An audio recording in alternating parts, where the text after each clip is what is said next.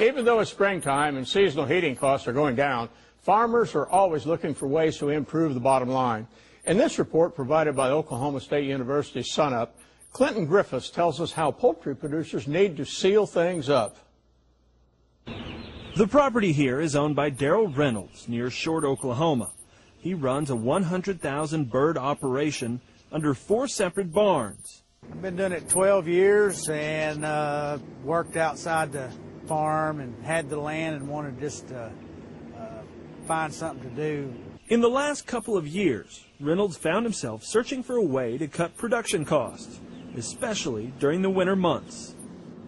Well, propane went up so high, and then it just got to looking like I needed to redo my brooders too, so I just tried to kill 2 birds with 1 stone there and sort of beat the cost of the propane, and of course then propane went down, so I figured it'll go back up though. To do it, he covered his walls with insulated boards and sealed them at the top and bottom.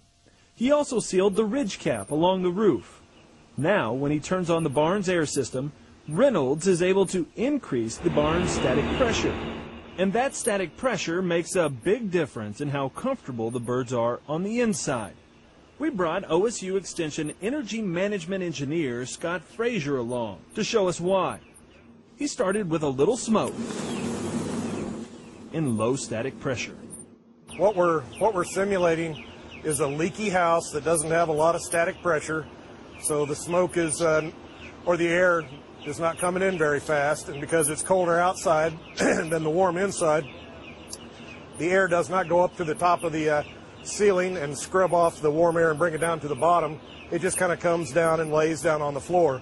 So why is this bad? What does this mean? Well, we want to use the air coming in to mix with the warm air that's at the top of the ceiling because you've paid for that air through heating the propane or whatnot. So in essence, this is just bringing in cold air, and it'll move it'll get the chicks cold, which is not what we want, and it's not mixing the hot air that you've already paid for. And this is how it's supposed to look. Air following along the roof until it hits the heated air, mixing together and blanketing the birds in warmth. Anytime the static pressure is low because of a leaky house, because there's all these little leaks around here, static pressure is going to be low and the velocity is going to be very low coming through these vents. So as you bring in air, you tend to make the problem even worse. Even in the tightest buildings, leaks can and will occur. Okay, go ahead. So if we were sealing up this house, we might come back with, we might take a marker and mark this and then come back with some foam and foam it up a little bit. Frazier says there's a payoff in sealing and insulating these large barns. Owners could expect a savings anywhere from 10 to 20% on their heating bill, keeping the heat where it's needed and the animals comfortable and growing, affording producers like David Reynolds the ability to stay in business. In Short, Oklahoma, I'm Clinton Griffiths reporting. In a related matter, poultry research teams at Mississippi State have been studying the same issue, lost heat in poultry barns. They say air gathering in the attics of broiler houses can be as much as 20 degrees warmer than outside air. And Mississippi State researchers use sealing inlets to redistribute solar-heated attic air as opposed to bringing in cooler outside air.